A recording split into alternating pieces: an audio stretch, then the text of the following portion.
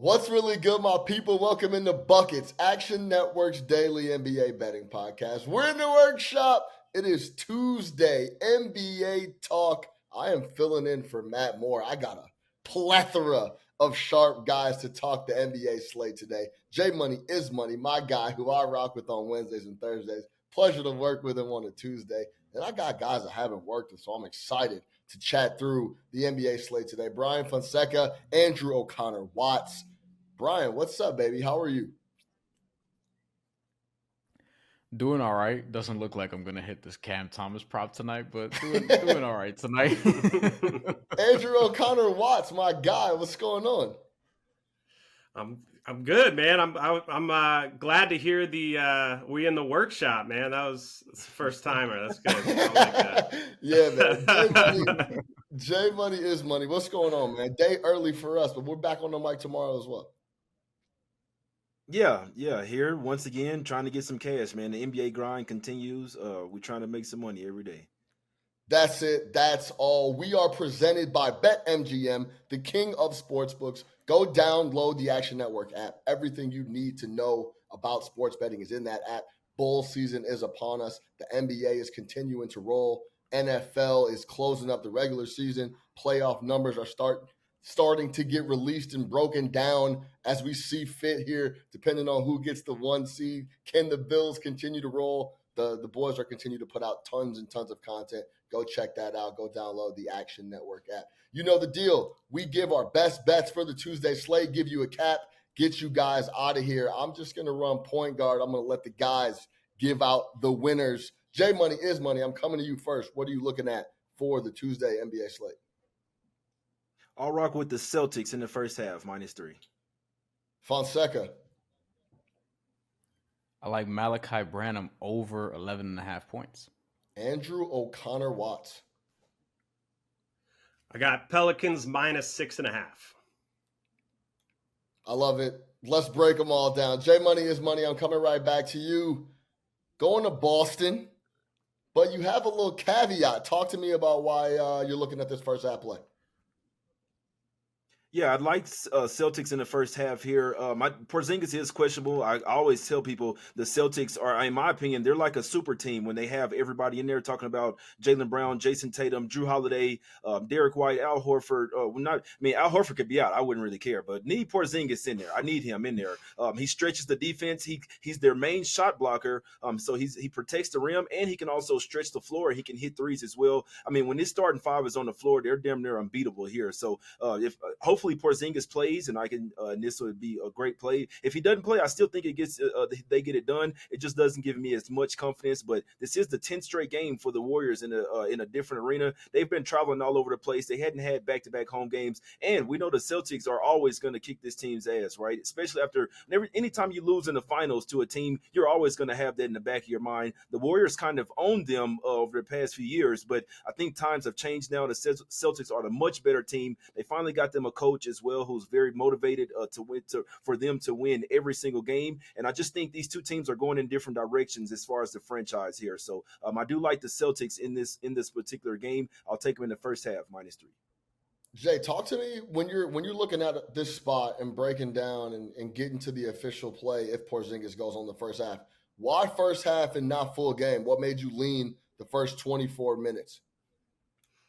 Well, honestly, I think they can get it done, both of them. But first half would be my top spot in this game. We know how sometimes the Warriors can come out and blitz a team in the third and fourth quarter. Celtics are traveling on the road after 5 straight home games as well. And it's an East Coast team going to West Coast as well, things that people don't really look at. So I think I'd want to get in and get out here with the Celtics. But I wouldn't be surprised if they came out there and covered the first quarter, first half, and full game. But I feel a lot better with just going with the first half. The Celtics are 3-1 against the spread in their last 4 games in the first half on the road. And a couple of those games, they ended up losing. So I'm definitely expecting them to come out with some fire in this one early.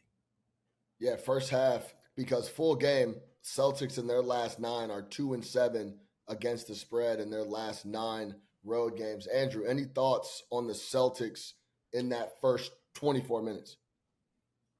The Celtics are incredible when they're at full strength. There's it's funny. I use a lot of projections in my handicapping, and sometimes my projections don't always fully capture teams either being as bad as they are, or in the case of the Celtics, as good as they are.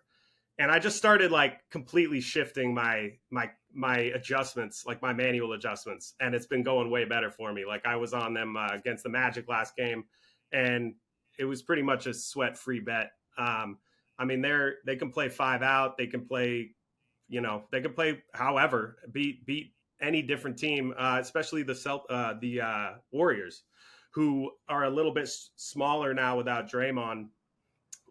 Yeah, I love that first half play for Jay. Yeah, 1-9-1 ATS at home for the Warriors. So we just talked about the Celtics struggling on the road the last 9, but the Warriors can't get it together at the home. Number's been a little inflated. Brian, any thoughts on that, on the Celtics overall, the Warriors overall, and that first half play from Jay? Yeah, I like it as well. I know Golden State could be a frustrating team to bet against, bet on, whatever the case may be. I think Boston's just a better team, and I think that they should handle business, especially if Kristaps Porzingis is out there, because of the way that they can stretch out that defense. They should be able to create buckets with relative ease throughout the course of the game, and I think at the very least, them covering the first half should be something that happens because you expect them to get a strong start. But as we were talking about before we got on, things in the NBA don't always go as expected, especially if you're betting on it, especially in the first couple months of the season. But I love that play because I think the Celtics should be able to take care of business in terms of betting. They're one of the more reliable teams and have been for most of the season as it pertains to just how they've performed. All right, Andrew, I'm coming right back to you. Ja Morant back in the fold. He's saying all the right things. You putting a mic in front of him. He's talking about how he's working on himself. J Money, he's working on him. He's working on the human, the man level, and that's going to translate to the court. Andrew's not buying it. He's looking at the Pelicans here in Ja Morant's first game back. Tell me why. I mean, kind of the way Jay's looking at the first half, I like the full game kind of for depth purposes, right? The Pelicans are one of the deeper teams in the league. They're over the past 10 games, they're plus 5.6 net rating for their bench players. The Grizzlies are pretty much a mirror opposite of that, minus 5.7. But what kind of clued me in was Ja returning. Like I just don't. It doesn't bother me that Ja's coming back. I think, I don't know if he's going to be a changed man. I don't know. Look, he came back, said he was changed, and then, posted a video like a week later. So, but either way, basketball wise, it always takes a little time to kind of readjust with new guys in the mix. Not to mention the Grizzlies are on the road, which is a spot that they've struggled in the past. The Pelicans being at home, they're pretty much dominant at home. I mean, they're 10-3 against the spread. Like I said, I kind of look to these spots where you have a guy coming back from a long absence. It's a little rusty, or the other guys aren't used to playing with him. A similar spot is like when a star is out for the first time, right? The books tend to over adjust. You get guys coming back in, but in this case, I just like that we're getting a really deep Pels team against a pretty thin Grizzlies team. Brian, for all the flack that we hear and negativity surrounding Zion, it seems like on a weekly basis, when he plays really well, that's what we expect. When he plays bad, he's fat, out of shape, and not concentrated. But regardless of that, in their last 10, they're 7-3. They continue to climb up the Western Conference standings. They're only a game and a half out of second place. What do you think about this spot with Ja returning?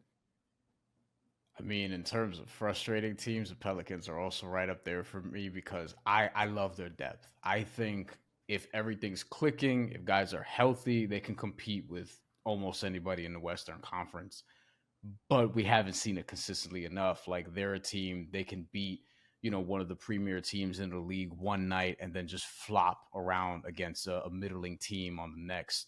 And I just want to see them put it all together. I like this bet. Pelicans are really good, really deep.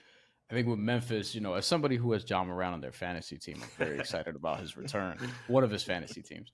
But I think with Memphis, it will take some time to adjust. And in terms of the book sort of overrating a team, or when they're having a player come back, we just kind of saw this tonight with the Heat and the Timberwolves, where the spread was really around Timberwolves -1, 1.5. And of course, always bet against the Heat in the fourth quarter. Did that.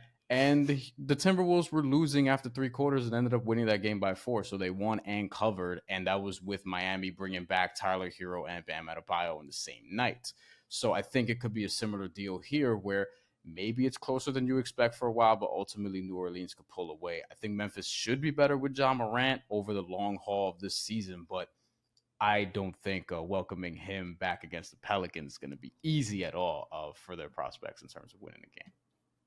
Yeah, Jay, when you talk about teams like the Philadelphia 76ers and we start pulling up the last 10 offensive rating, net rating, all the numbers are through the roof because it seems like the only teams they play are the Wizards and the Pistons. And I swear to God, every time I look up, the Philadelphia 76ers are playing the Hawks, the Pistons, or the Wizards. That's one of the teams they play. And then when they play somebody that are solid, they end up having a problem. Like outside of Joel Embiid going crazy, 30 plus in 12 straight games, it seems like they're not playing anybody all the time, right? But then when you go look at New Orleans, they're beating up on the bad teams. They just got done beating up on the Spurs, Hornets, and Wizards. But if you go back 4 games, they beat the Timberwolves. Then you take out the absolute dud. Me and Jay Money were in Vegas for the in-season tournament. Zion and those guys got blown out. You could just throw that game out. But they have a quality win against the Kings. They have a quality win against those 76ers. They caught the Clippers before they started to roll. How do you feel about this this Pelicans play -6.5 and just them overall as a squad? Me personally, I think it's a tough game. Obviously, the Pelicans are a much better team here. I do have it in the back of my mind that I know that the Grizzlies are they're gonna be ready to turn up now. They finally got their guy back. I do agree that he's gonna be rusty. This team is on a back-to-back as well, which they kind of punted the game tonight versus the Thunder. But I'm not sure, man, because the Grizzlies have been so bad so far this year. I do think that there's going to be a little bit more juice, a little bit more pep in their step for them to at least try to make a playoff run. So it's a tough game for me. I could see it going either way. I'd possibly look towards Zion to continue to dominate as well. With everybody talking about him, this guy, even though he's a little overweight, this guy is still a superstar player in this league. And as long as he's just one of those type of players that is like, okay, you guys want to talk? Let me go out here and ball. So this is a game that I think is really good to look at some props. Figuring out a side here, I'm going to pass on looking towards the side here. Jay, any thoughts on Morant? What you're expecting on him with his first game back? They have lost 5 in a row, 6 of 7. Any thoughts on him coming back and what you expect from him? I'll be honest, to me, I feel like he's about to walk on the court and it's going to look like he never left. I think he's just really looking forward to getting back. And his style of play isn't – I guess everyone has to get accustomed and back in game shape. But I don't think he's going to struggle too much, especially because they are in dire need of a guy like him to just take the reins and kind of lead them. Any thoughts on him coming back first game? Well, just like Zion, John Morant is an absolute dog. He hears all the talk. He hears everybody talking about him, everybody having something to say. Me personally, I think he's going to come back and ball out. That's why I'm a little hesitant to take the Pelicans here at the house. I love the Pelicans. I love their depth. I love their defense as well. But something just tells me that the Grizzlies try their best to come to play here, and I think that's mainly around Ja. So I wouldn't talk you off looking at some John Morant props. Like I said, he's heard all the noise, and now he's ready to come and shut everybody up. Yeah, it's a really interesting spot. He's going to get tons of looks. He's going to have the rock in his hand a bunch here coming in to this first game back. Andrew, any thoughts before I go to Brian on his prop with everybody's input on the Pels -6.5? Well, I did want to mention weigh in about the Zion side of that prop. So the Pels have been playing some more small ball lately, which just gives – and then they've been giving Zion the ball. So he can kind of just go ISO against his defender now. He's going to be going up probably against Jaren Jackson Jr., reigning defensive player of the year. But Triple J is more of a, rim protector, kind of like off-ball guy, whereas he's not like an on-ball defender, really. So I think that that Zion points prop could be a good look if they kind of let Zion cook, go ISO against some of the Grizzlies guys.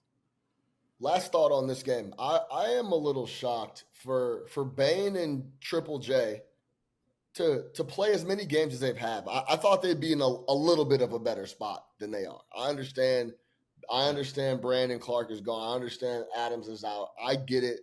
Kennard is out. I get it. They don't have a small forward. I understand. But I thought they would be able to hang on a little bit better for Ja to get back. We'll see how this starts to shake for Ja Morant now being back in the fold. All right, Brian, talk to me about the prop. We're going to San Antonio. Yeah, San Antonio's probably going to get their ass whooped by Milwaukee, but I like Malachi Branham over 11.5 points. Now, I don't know what the Spurs are doing in terms of their point guard situation. It was Jeremy Sohan. It appears to be Malachi Branham. It's not Trey Jones, who it probably should be, but whatever.